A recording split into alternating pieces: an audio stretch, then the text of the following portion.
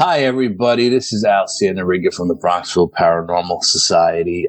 My paranormal experience began on October 28th when I decided to go back to the sacred site and investigate again because of this particular night. There was going to be a full moon and a lunar eclipse, and I wanted to compare the energy to that with the energy from Friday the 13th, where there was 1% of the moon and a solar eclipse.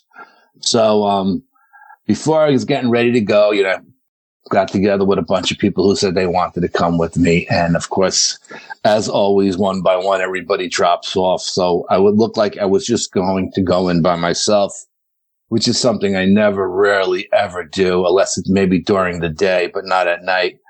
And my psychic Cindy called me and she told me that I shouldn't go in by myself this particular time. She always sees this stuff before I actually do it. And she said, I don't want you going in by yourself. You're going to be going in on a trail you've never been on before, which didn't make any sense to me because I always go in the same way. And you're going to be followed by a Skinwalker and a Wendigo. And I said, Cindy, you're out of your mind. I've never seen it, Wendigo or Skinwalkers in these woods. And I always go in the same trail. I always take the same trail in. And we argued for about 10 minutes. And she said, call me when you get in there. And I was like, okay. Well, just as I'm about to get ready to go, my cousin Shawn calls me and says, hey, I'm getting out of work early. I got all my stuff packed. If you swing by and pick me up, I'll go with you. So I was like, absolutely. I'd love to have company, So I swung by Shawn's job to pick him up. And, obviously he never got out early. It was close to Halloween. There was a lot of sales going on. He works as a salesperson and he had to work late. And long story short, we got out of there like an hour later than we thought we were going to get out of there. So by the time we got to the parking lot where we could leave the car for 24 hours or overnight, we would have still had to hike about a half a mile down to the main trail to get in. But at this point, it's becoming dusk, and I know there's no way we're going to get by the ranger station to walk into the park on the mining road because the dogs are going to see us and they're going to go crazy, and they're just not going to let us in because we're not supposed to be at the park at night, even though you could be on the Appalachian Trail 24/7, 365 days a year. All right. So we decided to go in on a trail that was by the parking where we parked our car. Again, this is a trail I've never been on. Cindy says, you're going to start on this trail. You're going to come to a fork in the road. You're going to find the trail that goes up. You're going to find a trail that goes down. You're going to take the trail that goes down. And I was like, okay. So I'm on this trail. Me and my cousin Shawn were on this trail, and it's still, it's dusk, so there's still a little light out. We could see fine. We got our headlamps on our heads, but they're not actually on. And we're hiking in. Now, everything Cindy has said to me is going through my mind. And I'm not about to share this information with Shawn because this is his second time out, and I don't want to freak the kid out, So I'm keeping it to myself, and I'm focusing, super focused on the trail we're on. And the way the Appalachian Trail is marked up here in New York State is they have a white square box on the trail markers that actually reflect at night too if you have a light on your head. So we're hiking along the Appalachian Trail. We're hiking along the trail, and from where our car was parked to get to the mining road was a 6-mile hike. Once we got to the mining road, it was another 3 miles to the sacred site.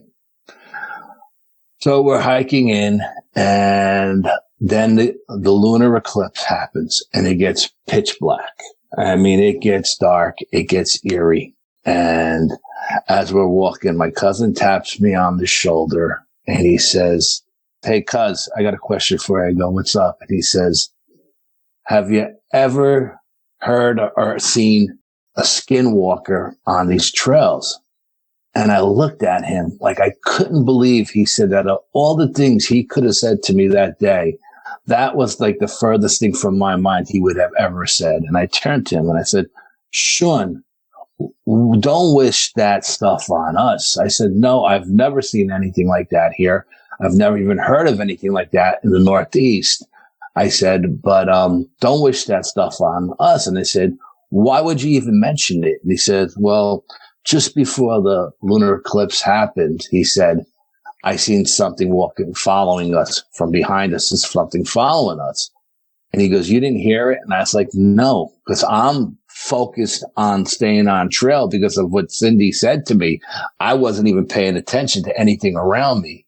And he said, he's seen what he thought was a skinwalker with red eyes looking at us. He said it was off trail and it was about 15 feet behind us, but it was definitely following us. So I said, well, let's just stay on trail. And I said, you keep your head on a swivel and we'll just stay on trail. And we came to a fork in the road. And when we got to this fork in the road, there was no trail marker. There was a trail going right and a trail going left. And I'm looking around for the trail marker because I know what Cindy said.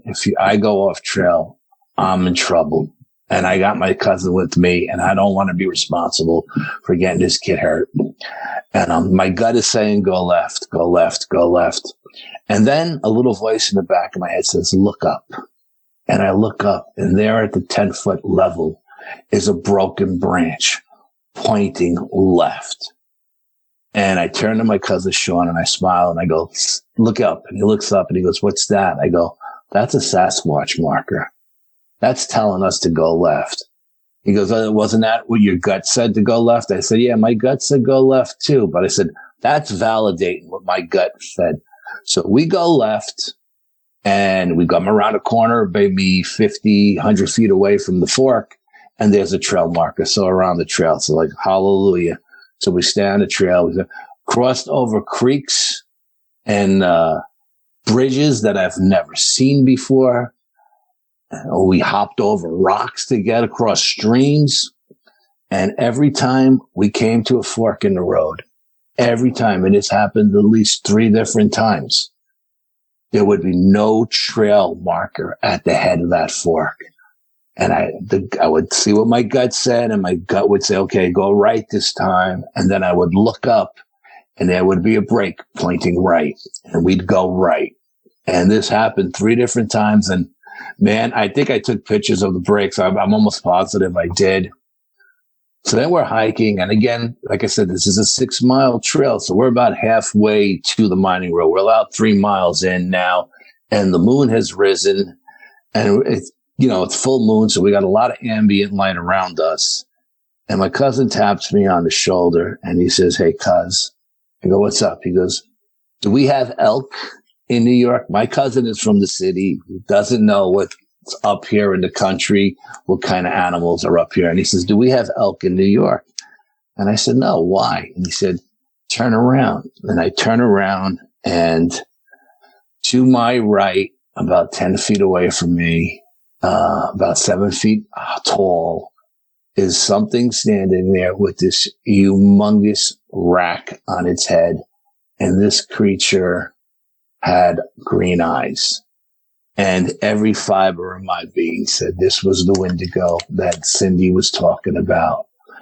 And then I looked to my left and I seen the Skinwalker, and my cousin started to panic. His eyes were as big as saucers. And I said, don't worry, long as we stay on trail, we'll be fine. Cindy said, so then at this point, I confess and I tell my cousin everything Cindy says. And I said, the psychic said, as long as we stay on trail, we'll be fine. So he says, okay. So we get to the mining road and we're like, okay, now we know where we are. And we know it's 3 miles to the sacred site.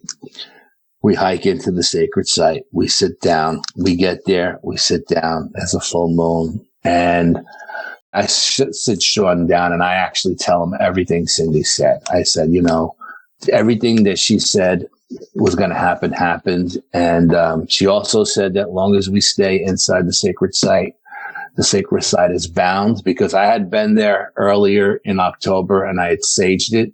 Something told me to go and sage that site and bind that site, and I did. And something tried to stop me from binding it the day it was there as well. But I bound that site and I saged it. And so we called Cindy, and Cindy said, okay, this is what's going to happen tonight. She said, you guys are going to see entities that one or the other won't see. Shawn may see something you didn't see. You may see something Shawn didn't see. She said, I'm going to tell you something that sounds crazy, but I'm going to tell you what I'm seeing. She goes, at some point during the course of the night, you're going to see 4 sets of eyes go across the western ridge. Red, green, blue, and yellow. She said, it's the Skinwalker, the Wendigo, a Rake, and a Dogman. And they're all working together, which is totally mind-blowing. I have never heard of anything like this before. She said that the veil was very thin still. The veil was still thin, and everything was coming through. She also goes on to tell us that behind us, about 90 feet, she said, is an alien. And the alien is watching us. And it's in that shimmer kind of mode. So we can't see it with our naked eye, but it's there. She can feel the energy of the alien. And at this point, I got to be brutally honest. Shawn and I are laughing hysterical. We think Cindy's out of her mind. We're like, Cindy, are you out of your mind? There's an alien here too. You know, what are you, you're crazy? There's no way that there's an alien here, you know? And she says, it's going to make itself known. It's going to happen in time. But she said, whatever you do, don't leave the sacred site. So we say, okay, we hunker down. And again, I put out all the different color glow sticks like we did on Friday the 13th. I put the orange glow sticks in front of us for ambient light. Again, we have our 700 luma headlamps on that go from spot to flood. And we're sitting there, and I break out the cameras, and all of the cameras are working great. Absolutely work great. I break out the dowsing rod, the quartz crystal pendulum, and the compass, and everything is working fine. I'm taking all these baseline readings. I break out the 250 instruments that I use to take the environmental readings, and I'm getting different. I'm getting all the readings that I'm supposed to get. And my cousin Shawn says to me, tonight feels totally different than Friday the 13th. He says, I feel like we're not in a dome. We're not in the void. We're here in real time, and everything that's happening around us is in real time. And this particular night, we could hear the geese on the lake, the ducks on the lake. There was a warm night, believe it or not, and there was crickets and there were tree frogs. The woods were alive. It was completely different than the night of the Friday the 13th. Now, I got to be brutally honest. It was a long hike in, and I was completely exhausted. So when I set up everything, I kind of took a break for a little while to catch my second breath. But I felt as the moonbeams were coming through the trees that it was energizing me. I felt so energized. I felt so amped up that, man, I was like bursting with energy, just bursting with energy. So at one point, we're sitting there and we're watching, and the glow sticks really didn't move that night, you know, and I put out the EMF meters with the glow sticks, and we had one glow stick that was moving very little, and whenever it did, the meter would go off. So that meter was validating the movement on the glow sticks.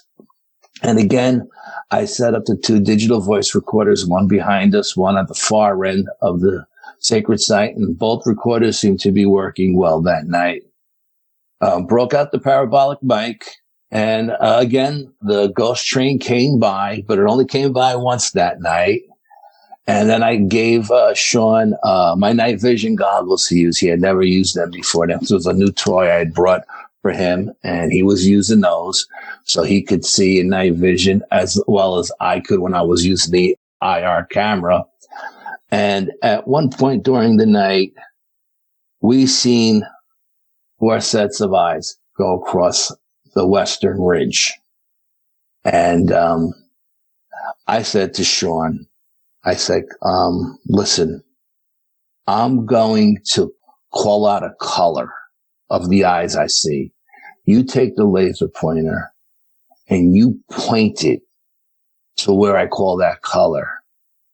And he said, okay. And we did that for each set of eyes. And he pointed the laser pointer to where the color eyes were. So he was seeing the same thing I was seeing. At one point, Shawn started to freak out because he said he was seeing gnomes running around the sacred site. And he said he felt that it was the gnomes that were moving the glow sticks, even though they weren't really moving a lot, not like they were on Friday. But he said it was the gnomes. He could see him as plain as day, and he couldn't understand why I couldn't see him. And I broke out the cameras in all three spectrums of light, and I couldn't get them in any of the spectrum of light. I don't know what vision he was seeing them in, but if they were just in his mind's eye, I don't know. But he said he was seeing them, but I couldn't find them in any spectrum of light that I was filming in. So at one point we were sitting there, and we're just sitting there taking a break, and something came charging out of the darkness towards us. I mean, I don't know what it was. It looked like a small black blob. The image I got in my mind's eye was a small chimpanzee on all fours running at us, but it was moving at lightning speed, and it came out of the darkness, and it ran around both of our chairs, and then it went back into the darkness the same way it came. And if that wasn't crazy enough, it didn't make any noise. This is October 28th. The ground is filled with leaf litter. This thing should have made a ton of noise coming at us. It didn't make any noise. So we called Cindy. We said, Cindy, this is what happened. And, what is it? And she's like, it's an entity from a different dimension. It doesn't know what people are. And it just came in to take a look at you. This is what she's telling us. She goes, it's harmless. It just came in. She goes, you probably won't see it the rest of the night. It just came in to take a look at you. So I'm like, okay. So we're sitting there, and we're trying to comprehend what we just seen. We got these four entities directly in front of us on the ridge line from south to north spread out, and you can see their eye shine. There's no doubt about it. You can see their eye shine. And I'm filming them in all three spectrums, in full spectrum and thermal imager and in infrared. And I'm zooming in, and they're on the camera. At least I haven't reviewed the evidence, but at least when I was filming, I was able to see these things in my viewfinder. So I believe I got them on my camera. So we're hunkering down. It's getting later, and I'm pretty amped up. I've got to be brutally honest. I really don't want to go home. I feel great. This moon is charging me, man, and I feel like $1,000,000. And it's a pretty warm night. And I pull up the thermal imager, and there in front of a tree, in front of us, maybe 50 feet in front of us, just, I'm going to say 10 feet in the sacred site circle, is this giant, and the only way I can describe it is a primate head looking at us from behind the tree. And you can see two hands, one on the right side of the tree and one on the left side of the tree. And its head is looking out the left side of the tree. And I'm looking at it, and it's up about the 8-10 foot level. I'm not really sure how tall it was. And I'm looking at it, and I turned to Shawn and I said, Shawn, I'm going to give you the thermal imager, and I'm going to point at the tree where I point the green laser. I said, I want you to look and tell me what you see. So I pointed the green laser at this tree, again, between the 8 and 10 foot level. And I pointed the green laser, and he looked through the thermal imager, and he says, there's a giant head poking out behind a tree. And he goes, it also looks like there's two hands on both sides. So I said, I wonder what that is, because Again, Cindy said because of the veil was thin and a lot of stuff was going to come in and out, the Sasquatches weren't going to be there that night. So we call Cindy back again and we say, hey, we just experienced this. What was it? And she says to me, she believed that the energy felt the residue energy that was left over from this thing, because at one point we got up to go walk towards it. And when we did, it ducked back behind a tree, but we never seen it leave. We never heard it leave. But when we got to the tree, there was nothing there. So we called her and she said she believed it was that bear squatch thing again.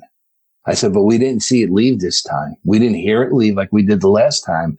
And this time we were looking at it through a thermal imager, so I didn't see any yellow eyes, you know? So we go and we sit back down and we're sitting down. Again, we're at base camp. We're sitting down and I'm doing all of my environmental readings and Shawn is playing with all the equipment because, like I said, this is his second time out and he's really amped up. He's loving it, you know, between the night vision goggles and the parabolic mic and all the toys I brought with us that night. He's having a ball. And I guess as long as those things stay up on that ridge, neither one of us are worried, you know, because Cindy said that place was bound. It wasn't going to come and get us. And then we both started seeing what our eyes, not what through any imagers or anything, at the base of the western ridge, we seen 3 different shadow figures, about 6 foot tall, pacing back and forth. And they were pacing amongst themselves. And we're both looking at this. And I said, Shawn, do you see this? And he says, yeah, I see that. And I says, so we'd put on our headlamps, which turned into a spotlight that went 700 feet. And every time we put on our headlamps, the shadows were gone. As soon as we shut them off, the shadows were back. And so he goes, we should go over and take a look. And I say, I agree. We should go over and take a look. So as we're getting up off of our chairs to go see what's over there, these shadow figures, I get hit in the back of my head with a rock that was thrown so hard that if I wasn't wearing the headlamp I was wearing that night, this particular headlamp has a metal plate in the back that goes across the back of your head where the batteries are. Normally I wear a mountain climber one that has nothing in the back. It's just a very small lamp, but it's very bright. But that particular night, I wanted to have that one on because I like the way it goes from spot to flood. And this rock hit me so hard that I literally jumped up and cursed and said, something just hit me in the back of the head with a rock. So I said, Shawn, look at my headlamp and see if it's damaged. And he looked at it and he says, oh my God. He goes, Al, your headlamp has got a giant dent in it. And I was like, man, I said, I know that's no Sasquatch. I've had hundreds of rocks thrown at me by Sasquatches. I've never been hit by a Sasquatch ever in all the years I've been doing this. This thing was whipped in there like something wanted to hurt me. As we're standing up looking into the darkness, my cousin Shawn grabs a 1500 luma flashlight and he lights up the darkness and we don't see anything. And I remind him, I said, look for the shimmer, because that's what Cindy said. We would see a shimmer. Well, we weren't seeing any shimmer. The minute he shut that flashlight off, but we still had our headlamps on. The minute he shut that flashlight off, another rock came out of the darkness and hit our chairs and rang off of the metal on the back of my chair. Again, it hit this chair so hard that it was like something wanted us out of there. So Shawn says, let's go see what this is. And I said, stop. Slow down. Don't get caught speeding. I said, think about this. We were just about to get up and go look at the shadow figures at the western ridge. Maybe this thing, whatever this is trying to distract us from going over there. Let's not leave the sacred site because we know it's bound. Maybe this thing is trying to get us out of the sacred site. Maybe this thing wants us out of the site altogether. I don't know. Maybe it wants us to leave. I said, but let's stay focused on what we were about to do. Too many people, when they're out investigation and they hear noise somewhere else, go running to where the noise is, and they forget about what they were about to do. And 9 out of 10 times, it's just a distraction. So he's like, okay. So we went back there. And as we're walking back there, we get the headlamps off because we have plenty of ambient light from the moonlight. It's beaming through the trees. There's no leaves on the trees, and it's, beautiful night out. It's warm and the woods are alive, and we're walking and we're getting closer and closer. And the 3 shadow figures are standing there looking at us. They're not pacing anymore. They're just looking at us. And we're getting closer and we're getting closer. And I told Shawn, I said, look, when we get about 15 feet away, I say now we're going to turn on our headlamps and get a good look at these things, And he's like, okay. So on 3, boom, we turn our headlamps on and there's nothing there. And we literally walked right to the base of that western ridge where these shadow figures were. And above us, we could still see the eye shine from the Wendigo, the Skinwalker, the Rake, and the Dog Man. The eyes never left. So then we go back to base camp. And Shawn says, well, we should go look and see what threw the rock at us. I said, wait, let's call Cindy first. I don't want to leave this until I talk to her. We call Cindy and we say, hey, this is what happened. And she's like, oh my God. And I said, what was it? She said, it was definitely that alien. And I said, was it trying to stop us from going to the shadows to see what the shadow figures were? Or was it trying to draw us out? And she said, it was trying to draw you out. And she said, good thing you didn't go out. She goes, I don't want you to leave there until all the activity dies down and those eye shine goes away. And she goes, because I don't feel that you're safe on the Appalachian Trail walking out of there. She goes, just stay there until you feel it's safe. I said, okay. That was around midnight or something like that. So around 2:00 in the morning, we decide that all the eye shine is gone. There's no more movement around us. There's nothing coming rushing outside of the woods. But the woods are still alive. You can still hear I don't know if it was the full moon. They were making the geese and the duck go crazy in the water, but they were going crazy. And I said, okay, it's 2:00 in the morning. I think it's time to go. So I said, we're going to take the same route out as we came in. Keep your head on a swivel. You look to the left. I'll look to the right. And we'll keep an eye out to make sure there's nothing following us out, for this eye shine. So as we're walking out, we're hiking out, and we get to the ranger station, and we both stop and we start laughing because we know what happened the last time we were there, And I said, okay, let's see what happens tonight, because it's been a totally different night for the whole night. So we walk past the electric eye. The dogs start barking. We get underneath the light sensor. The big light goes on. Now we're underneath the light.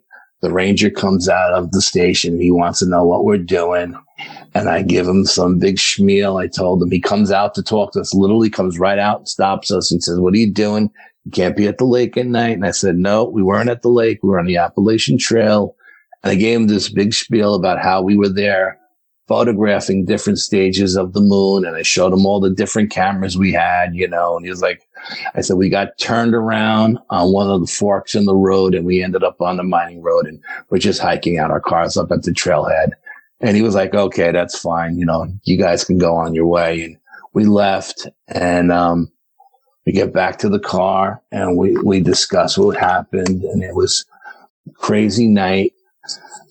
I can't believe what my eyes see. And I say this all the time. Sometimes when you see these entities, your brain can't comprehend what your eyes are seeing, because even though they exist, they're not supposed to exist. And when they're standing 10, 15 feet in front of you and they're 7 feet tall or 10 feet tall, and it's just overwhelming. It's just overwhelming. The senses are overwhelmed. It's a fight or flight kind of moment.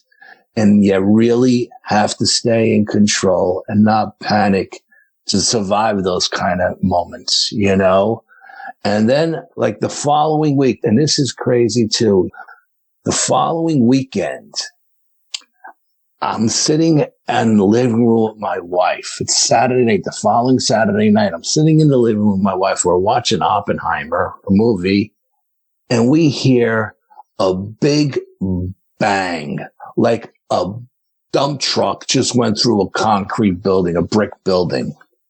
So I grab my cell phone and my flashlight and I run out to the main road thinking there was an accident. And it's nothing. There's nobody out there. It's crickets. And I'm like, I get back and she says, what happened? I said, nothing. She goes, well, something happened. We heard the bang. I said, I know we heard the bang, but there's nothing out there. It's crickets.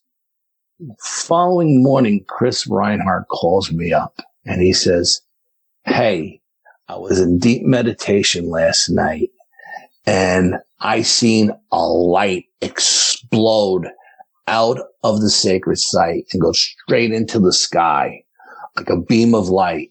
Did you see anything from where you were? And I was like, I didn't see anything because I was in the house. I said, what time was this about? And he says, it was about 10 o'clock at night. And I said, crazy thing is 10 o'clock last night, we heard a big bang, and I explained to him what we heard. As soon as he hangs up for me, my psychic Cindy calls me and she says, what happened at the sacred site last night? And I go, what are you talking about? She goes, around 10 o'clock, my house shook. She's in Arkansas. Chris is in Connecticut. I'm in New York. Her house shook. And she said, I think something happened at the sacred site. And then I explained to her what Chris told me he's seen in his meditation and what we heard. And she said, it must have been the UFO leaving at the same time the portal closing. And that's what was that noise. And I called Chris right back to tell Chris what Cindy just said. And he was blown away and I was blown away. And he goes, you got to go back to the sacred site. And I was like, what for? Everything is gone now. The portal is closed and the alien is left. And I know this sounds crazy. I know it sounds crazy, but I'm telling you, my cousin Shawn can validate everything I'm saying. And I know I haven't gotten to any of the evidence yet. And as a matter of fact, Chris was ripping me a new one yesterday about getting to the evidence.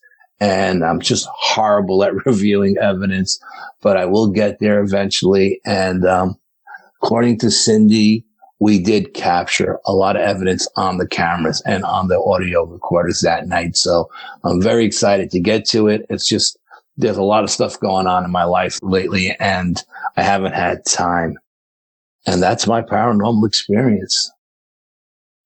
If you've had a paranormal experience and would like to be a guest on the show, please contact us by going to myparax.com. That's myparaex.com. Thanks for listening.